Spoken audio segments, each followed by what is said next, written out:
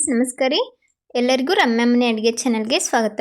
ನಾವಿವತ್ತು ಒಂದು ಆರೋಗ್ಯಕರವಾದ ಗೋಧಿ ಹಿಟ್ಟಿನ ಸ್ನ್ಯಾಕ್ಸ್ನ ಹೇಗೆ ಮಾಡೋದು ಅಂತ ಹೇಳಿ ನೋಡೋಣ. ಮಕ್ಕಳಿಗೆ ಚೀಪ್ಸ್ ಎಲ್ಲ ಕೊಡೋ ಬದಲು ಈ ಥರ ಮನೆಯಲ್ಲೇ ಆರೋಗ್ಯಕರವಾಗಿ ನಾವು ಸ್ನ್ಯಾಕ್ಸ್ನ ಮಾಡಿಕೊಡ್ಬೋದು. ತುಂಬ ಕ್ರಿಸ್ಪಿ ಕೂಡ ಆಗಿರುತ್ತೆ. ಇವಾಗ ಹೇಗೆ ಮಾಡೋದಂತ ಹೇಳಿ ನೋಡೋಣ. ನಾನಿಲ್ಲಿ ಒಂದು ಪಾತ್ರೆಗೆ 1 ಬೌಲ್ನಷ್ಟು ಗೋಧಿ ಹಿಟ್ಟನ್ನು ತೊಗೊಂಡಿದ್ದೀನಿ. ಈ ಬೌಲ್ ತೊಗೊಂಡಿದ್ದೀನಲ್ಲ, ಇದೇ ಬೌಲೇ 1 ಬೌಲ್ನಷ್ಟು ಗೋಧಿ ಹಿಟ್ಟನ್ನು ಸೋಸ್ಕೊಂಡು ಇಟ್ಕೊಂಡಿದ್ದೀನಿ. ಹಾಗೆ ಅದಕ್ಕೇ ಒಂದು ಸ್ವಲ್ಪ ಅಕ್ಕಿ ಹಿಟ್ಟನ್ನು ಹಾಕ್ಕೊಂಡಿದ್ದೀನಿ. ಅಕ್ಕಿ ಹಿಟ್ಟು ಹಾಕೋದ್ರಿಂದ ಸ್ವಲ್ಪ ಕ್ರಿಸ್ಪಿ ಜಾಸ್ತಿ ಆಗುತ್ತೆ. ಹಾಗೆ ಒಂದು ಸ್ವಲ್ಪ ಅದಕ್ಕೇ ರವೆ ಸೇರಿಸ್ಕೊಂಡಿದ್ದೀನಿ. ಉಪ್ಪಿಟ್ಟು ಮಾಡ್ಲಿಕ್ಕೆ ಯಾವುದು ಯೂಸ್ ಮಾಡ್ತೀವಿ ಅದೇ ರವೆನ ಹಾಕ್ಕೊಂಡಿರೋದು. ಹಾಗೆ 1 ಚಮಚದಷ್ಟು ಬಿಳಿ ಎಳ್ಳು, 1 ಚಮಚದಷ್ಟು ಕರಿ ಎಳ್ಳನ್ನು ಹಾಕ್ಕೊಂಡಿದ್ದೀನಿ. ಕರಿ ಎಳ್ಳು ಆಪ್ಷನಲ್ ಇದ್ದರೆ ಹಾಕ್ಕೊಳ್ಳಿ, ಇಲ್ಲಾಂದರೆ ಸ್ಕಿಪ್ ಮಾಡ್ಬೋದು. ಹಾಗೆ ಒಂದು ಅರ್ಧ ಚಮಚದಷ್ಟು ಜೀರಿಗೆಯನ್ನು ಹಾಕ್ಕೊಂಡಿದ್ದೀನಿ. ನಂತರ ಇದಕ್ಕೇ ಒಂದು 2-3 ಚಮಚದಷ್ಟು ಎಣ್ಣೆಯನ್ನು ಹಾಕ್ಕೊಳ್ಳೋಣ. ಅಡುಗೆ ಮಾಡಲಿಕ್ಕೆ ಯಾವ ಎಣ್ಣೆ ಬಳಸ್ತೀವೋ ಅದೇ ಎಣ್ಣೆನ ಹಾಕ್ಕೊಳ್ಬೋದು. ನಂತರ ಅದಕ್ಕೇ ಒಂದು ಸ್ವಲ್ಪ ಕರಿಬೇವನ್ನ ಕಟ್ ಮಾಡಿ ಹಾಕ್ಕೊಂಡಿದ್ದೀನಿ. ಆರೋಗ್ಯಕ್ಕೂ ಕೂಡ ಒಳ್ಳೆಯದು ಕರಿಬೇವು, ಅದಕ್ಕೋಸ್ಕರ ಸೇರಿಸ್ಕೊಂಡೆ. ಒಂದು ಸ್ವಲ್ಪ ಅರಿಶಿನ ಪುಡಿ, ಹಾಗೆ ಒಂದು ಸ್ವಲ್ಪ ಧನಿಯಾ ಪೌಡ್ರನ್ನ ಹಾಕ್ಕೊಂಡಿದ್ದೀನಿ. ಒಂದು ಅರ್ಧ ಚಮಚದಷ್ಟು ಜೀರಿಗೆ ಪೌಡರ್.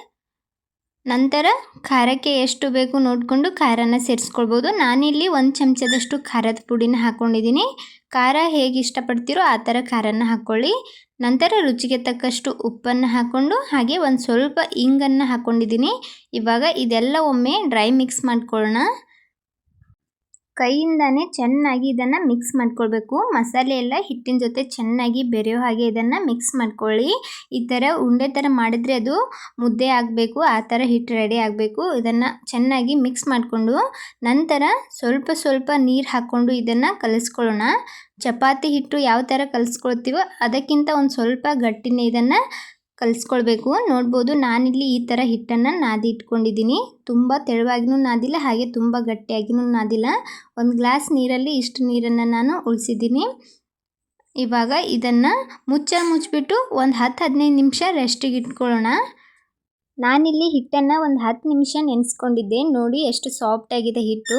ಇವಾಗ ಇದನ್ನು ಒಂದು ಸ್ವಲ್ಪ ಹೊತ್ತು ಚೆನ್ನಾಗಿ ಮಿದ್ಕೊಂಡು ಉಳ್ಳೆಗಳಾಗಿ ಮಾಡಿಟ್ಕೊಳ್ಳೋಣ. ಅದರೊಳಗೆ 1-2 ಉಳ್ಳೆಗಳಾಗಿ ಮಾಡಿದ್ದೀನಿ, ದೊಡ್ಡ ದೊಡ್ಡ ಉಳ್ಳೆಗಳಾಗಿ ಮಾಡ್ಕೊಂಡಿದ್ದೀನಿ. ಅದನ್ನು ಒಂದು ಸ್ವಲ್ಪ ಒಣ ಹಿಟ್ಟಲ್ಲಿ ಎದ್ಕೊಂಡಿದ್ದೀನಿ. ಅಕ್ಕಿ ಹಿಟ್ಟಲ್ಲಿ ಆದರೂ ಎದ್ಕೊಳ್ಬೋದು, ಇಲ್ಲಾಂದರೆ ಗೋಧಿ ಹಿಟ್ಟಲ್ಲಾದರೂ ಒಣ ಹಿಟ್ಟಿನಲ್ಲಿ ಎದ್ಕೊಂಡು ಚಪಾತಿನ ಯಾವ ಥರ ಲಟ್ಟಿಸ್ಕೊಳ್ತೀವೋ ಆ ಥರ ದೊಡ್ಡ ಚಪಾತಿಯಾಗಿ ಲಟ್ಟಿಸ್ಕೊಳ್ಳೋಣ. ತುಂಬ ತೆಳುವಾಗಿನೂ ಲಟ್ಟಿಸ್ಬಾರ್ದು, ಹಾಗೆ ತುಂಬ ದಪ್ಪನೂ ಇರಬಾರ್ದು. ಮೀಡಿಯಮ್ ಸೈಜಲ್ಲಿ ಅದನ್ನು ಲಟ್ಟಿಸ್ಕೊಂಡು ನಿಮಗೆ ಯಾವ ಶೇಪಲ್ಲಿ ಬೇಕು ಆ ಶೇಪಲ್ಲಿ ಇದನ್ನು ಕಟ್ ಮಾಡ್ಕೊಳ್ಬೋದು. ಉದ್ದನೇ ಸಹ ಕಟ್ ಮಾಡ್ಬೋದು, ಇಲ್ಲಾಂದರೆ ಚೌಕ್ ಶೇಪಲ್ಲಿ, ಡೈಮಂಡ್ ಶೇಪಲ್ಲಿ, ಯಾವ ಶೇಪಲ್ಲಿ ಬೇಕಾದರೂ ಸಹ ಕಟ್ ಮಾಡ್ಕೊಳ್ಬೋದು. ನಾನಿಲ್ಲಿ ಈ ಥರ ಕಟ್ ಮಾಡ್ಕೊಂಡಿದ್ದೀನಿ. ಎಲ್ಲನೂ ಇದೇ ಥರ ಕಟ್ ಮಾಡಿಕೊಂಡು ಇದನ್ನು ಒಂದು ಪ್ಲೇಟಿಗೆ ಎತ್ತಿ ಹಾಕ್ಕೊಳ್ಳೋಣ. ಈ ಕಡೆ ನಾನು ಎಣ್ಣೆನೂ ಸಹ ಕಾಯ್ಲಿಕ್ಕೆ ಇಟ್ಕೊಂಡಿದ್ದೆ. ಎಣ್ಣೆನೂ ಚೆನ್ನಾಗಿ ಕಾಯ್ದಿತ್ತು. ಚೆನ್ನಾಗಿ ಕಾಯ್ದಿರುವಂಥ ಎಣ್ಣೆಗೆ ನಾವು ರೆಡಿ ಮಾಡಿಟ್ಟಿರುವಂಥ ಈ ಸ್ನ್ಯಾಕ್ಸನ್ನು ಹಾಕ್ಕೊಳ್ಳೋಣ. ತುಂಬ ಚೆನ್ನಾಗಿರುತ್ತೆ. ಮಕ್ಕಳ ಆರೋಗ್ಯಕ್ಕೂ ಕೂಡ ಒಳ್ಳೆಯದು. ಹೊರಗಡೆ ಪ್ಯಾಕೆಟ್ನಲ್ಲಿರೋ ಫುಡ್ನ ತಿನ್ನಿಸೋ ಬದಲು ಈ ಥರ ಮನೆಯಲ್ಲೇ ಆರೋಗ್ಯಕರವಾಗಿ ಒಂದು ಸ್ನ್ಯಾಕ್ಸನ್ನು ಮಾಡಿಕೊಟ್ರೆ ಅವರಿಗೂ ಸಹ ಇಷ್ಟವಾಗುತ್ತೆ, ಹಾಗೆ ಅವರ ಆರೋಗ್ಯಕ್ಕೂ ಸಹ ತುಂಬ ಒಳ್ಳೆಯದು.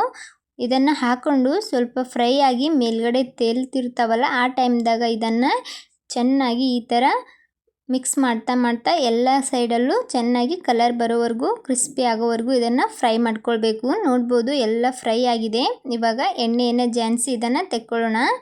ನೋಡ್ಬೋದು ಕಲರ್ ಎಷ್ಟು ಚೆನ್ನಾಗಿ ಬಂದಿದೆ, ತುಂಬ ಕ್ರಿಸ್ಪಿ ಕೂಡ ಆಗಿತ್ತು. ಇವಾಗ ಇದಕ್ಕೆ ಒಂದು ಸಿಂಪಲ್ ಮಸಾಲೆನ ಮಾಡ್ಕೊಳ್ಳೋಣ. ಆ ಮಸಾಲೆಗೆ ಒಂದು ಬೌಲ್ನಲ್ಲಿ 1 ಚಮಚದಷ್ಟು ಖಾರದ ಪುಡಿ, ರುಚಿಗೆ ತಕ್ಕಷ್ಟು ಉಪ್ಪು, ಹಾಗೆ 1 ಚಮಚದಷ್ಟು ಚಾಟ್ ಮಸಾಲೆ.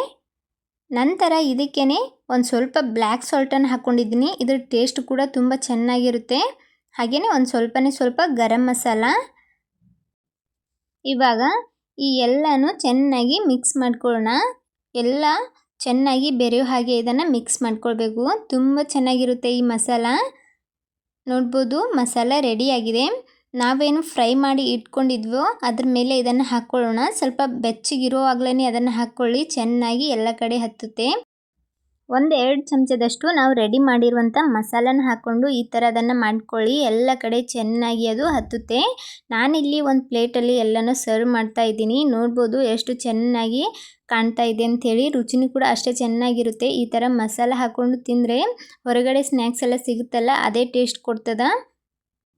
ನೋಡಿದ್ರೆ ನಿಮ್ಗೆ ಗೊತ್ತಾಗ್ತಿದೆ ತುಂಬ ಕ್ರಿಸ್ಪಿಯಾಗಿದೆ ಅಂಥೇಳಿ. ನೋಡಿದ್ರಲ್ಲ ಯಾವ ಥರ ನಾವು ಮನೆಯಲ್ಲೇ ಒಂದು ಸಿಂಪಲ್ ಆದ ಆರೋಗ್ಯಕರವಾದ ಸ್ನ್ಯಾಕ್ಸನ್ನು ಮಾಡಿಕೊಡ್ಬೋದು ಅಂಥೇಳಿ. ಮಕ್ಕಳಿಗೆ ದೊಡ್ಡವರಿಗೆ ಎಲ್ಲರಿಗೂ ಇಷ್ಟವಾಗುವಂಥ ಸ್ನ್ಯಾಕ್ಸ್. ಗರಿಗರಿಯಾದ ಹಾಗೆ ತುಂಬ ಮಸಾಲ ಭರಿತವಾದಂಥ ಈ ಸ್ನ್ಯಾಕ್ಸ್ ರೆಸಿಪಿ ನಿಮಗೆ ಇಷ್ಟ ಆದ್ರೆ ಲೈಕ್ ಕೊಡಿ. ಹಾಗೆ ಇದೇ ಥರದ ಇನ್ನಷ್ಟು ರೆಸಿಪಿಗೋಸ್ಕರ ರಮ್ಯಾ ಮನೆ ಅಡುಗೆ ಚಾನಲನ್ನು ಸಬ್ಸ್ಕ್ರೈಬ್ ಮಾಡ್ಕೊಳ್ಳೋದು ಮರಿಬೇಡಿ. ಇನ್ನೂ ಚಾನಲ್ಗೆ ಸಬ್ಸ್ಕ್ರೈಬ್ ಆಗದೆ ಯಾರೆಲ್ಲ ವಿಡಿಯೋ ನೋಡ್ತಾ ಇದ್ದೀರಾ ದಯವಿಟ್ಟು ಚಾನಲ್ನ ಸಬ್ಸ್ಕ್ರೈಬ್ ಮಾಡಿಕೊಂಡು ವಿಡಿಯೋ ನೋಡಿ. ವಿಡಿಯೋ ನೋಡುತ್ತಿರುವವರಿಗೆಲ್ಲ ಧನ್ಯವಾದಗಳು.